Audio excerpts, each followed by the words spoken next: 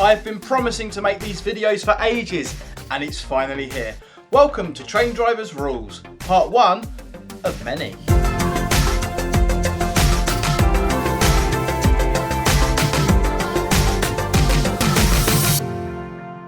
Hello and welcome to Train Drivers Rules. If this happens to be the first video you've seen by me, then my name's Richard and I'm a former passenger train driver and current freight train driver based in the southeast of England. I'm also a father to 4 wonderful children who have got absolutely no interest in trains.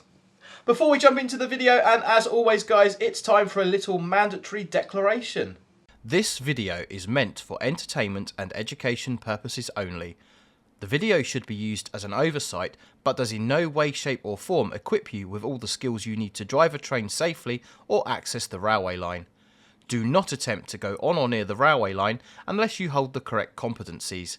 You are placing yourself and others at risk, up to and including risk of death. I have tried to make the videos as accurate as possible, but rules and regulations do change often, and for every rule on the railway there is always an exception. Always follow instructions as laid down in the latest versions of the rulebook and your company's operating publications. All of the information contained in this video is already easily available in the public domain, and I may have omitted information where necessary to protect the safety and security of the railways. The views expressed within this video are solely my own and may not reflect those of any companies I may be employed by or associated with. So with all that out of the way, hello and welcome to Train Drivers Rules. In this multi-part series we're going to be looking at the rules and procedures that you need to learn in order to become a fully qualified train driver, subject of course to the aforementioned declaration. I'm going to be using a combination of animations, train simulators, my real world experience and knowledge to explain everything as simply and as clearly as I possibly can, building your knowledge on each topic as we go along. I'm going to try and upload weekly. Those of you who have seen my other videos will know that weekly is subject to change, and each video is going to be around 5 to 10 minutes long. I'm estimating there's probably going to be around 50 to 60 videos in this series, and every time we finish a topic I'm going to make a recap and assessment type video so you can test your knowledge and see how you got on. So if you do want to follow along on the Train Driver Rules series, don't forget to click the subscribe button, click the little notification icon so you'll be notified every time I upload a new video. So for the benefit of everyone who is new to this channel, just a little bit about myself. My name's Richard, as I said earlier, and I wanted to be a train driver ever since I was around 4 years old, or this high. Now back in the day there wasn't much information available about being a train driver unless you knew somebody who worked in the industry, you had a family or friend that was already employed in the industry. There wasn't really a great deal of information about. Don't forget this is in the days before we had social media and the internet and things like that. I mean, showing my age a bit there. I mean, I'm not that old. We did have internet. We had dial-up internet, but that's funky old technology. So after filling out many application forms, I started on the railway back in 2007 as a platform dispatcher at Tunbridge Station in Kent. So that job entailed holding up the dispatch bat, blowing the whistle, seeing the trains off, customer service, cleaning, and all of that good stuff. Really enjoyable job, really nice place to start on the railway. Gives you a really good foundation knowledge into what it's like on the railway. I then progressed from that role into what's known as a platform shunter, which is where you have a series of sidings associated with a station, and it's the job of the shunter to manage those sidings, pull the points and decide what train goes into what siding, and basically make sure everything's where it needs to be for the service in the morning. I then progressed from that job into what's known as a shunter driver role. It's very similar to the shunter's role, but you're normally working in a much larger yard environment, and you also have competencies to drive trains within the yard and sometimes from the yard to the station. I finally got my driver's key in 2011, driving passenger trains between Hastings and London Charing Cross, working for a company that operates on that route, whose name I can't say because of social media policies and that sort of thing. And in 2019 I said goodbye to passengers altogether and started working as a freight train driver. My reasons for leaving passenger were, purely because I got a little bit fed up and a little bit bored with the work. But if you want to know more about why I made that change, I'll put a card up in one of these corners here and you can click on that to watch at your leisure.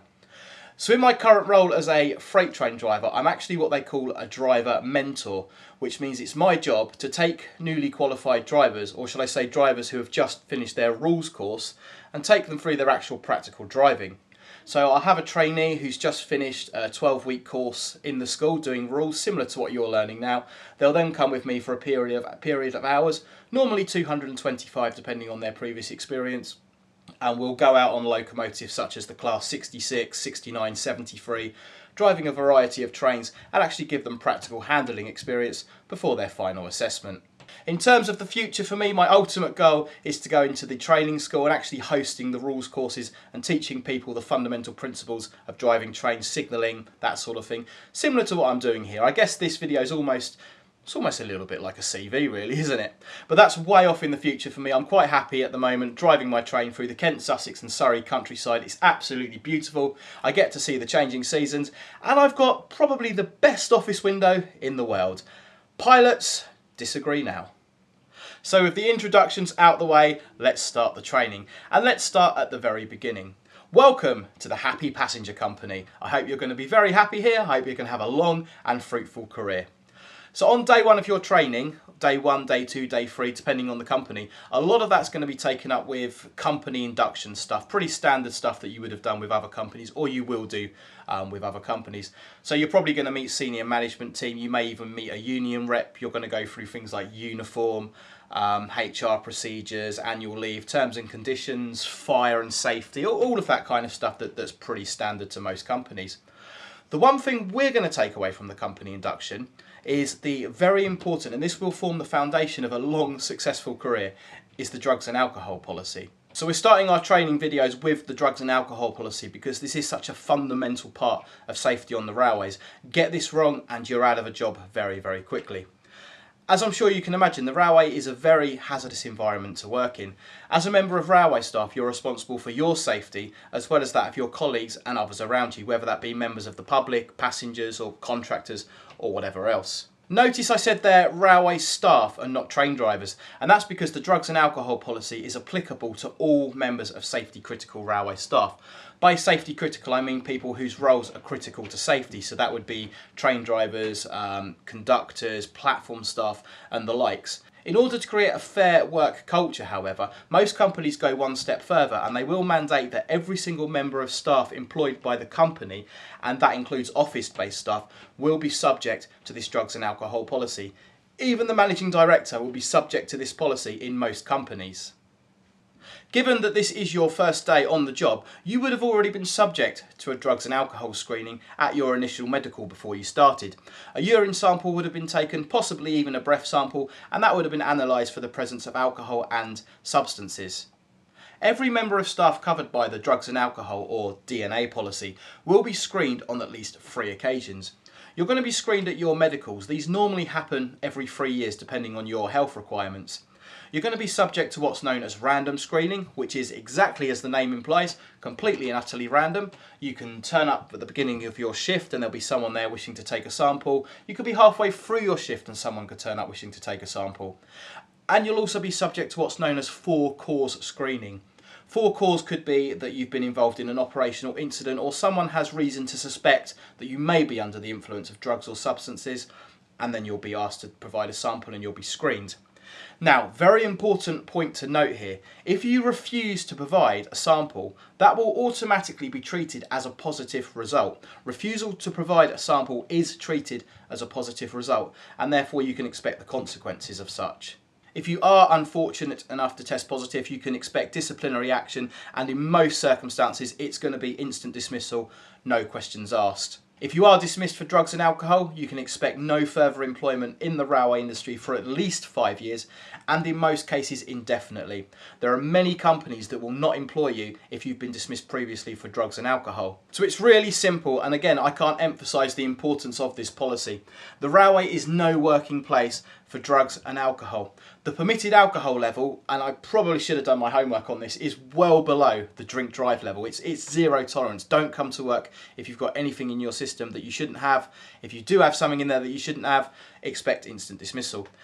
Remember as well that a lot of substances can stay in your system for many weeks or even months. So if you think, yeah, I've got a couple of weeks holiday, I'm going to Ibiza, I'm going clubbing, going raving it up, and somebody gives you something and you take it, you come back to work and your med screened, your drugs and alcohol screen, chances are that's going to show up in your system. That's going to be a positive result with the same outcome. Now, those of you who have been paying attention will have noticed that I've used the words drugs and alcohol and substances. I haven't used the words illegal drugs, and that's because there are many prescription medications and indeed over-the-counter medications that as a train driver or railway staff subject to the drugs and alcohol policy, you can't take.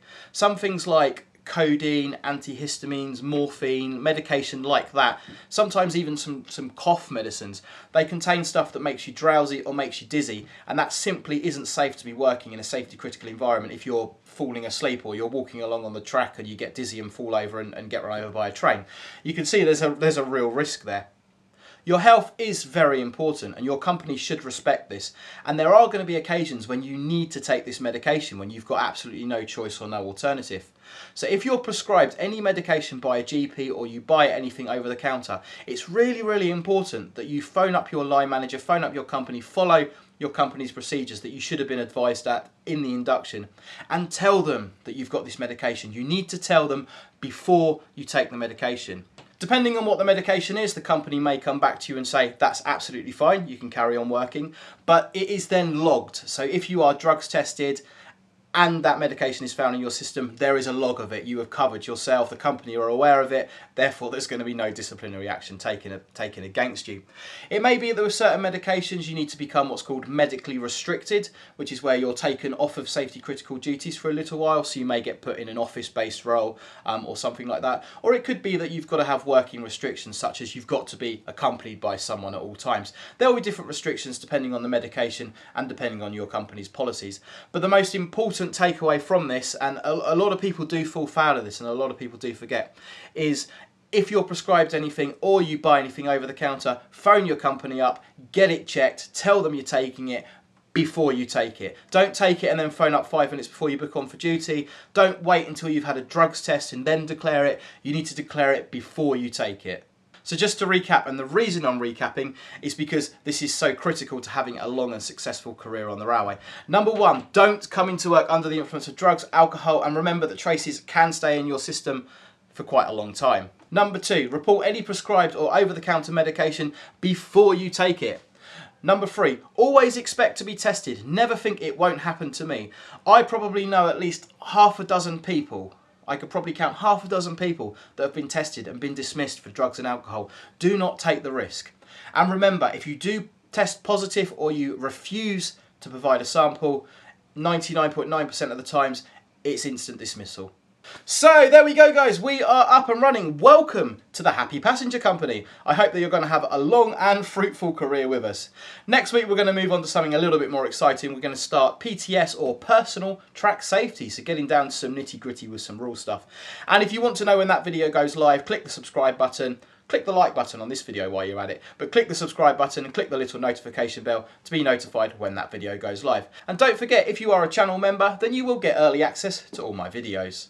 In the meantime, guys, if you want to speak to other members of railway staff, train drivers, signallers, track workers, conductors, or you want to join a very friendly and enthusiastic railway community, then do head over to the DadRail Discord server. I'll put an invitation link in the description below, and you're very welcome to join our community. We have many railway staff and many railway enthusiasts alike over there who are all happy to answer your questions. You can also follow me on my social media channels, which are on the screen for you right now. Don't forget to hit that like button and subscribe and click the notification bell, and I shall see you in the next video. Thanks for watching.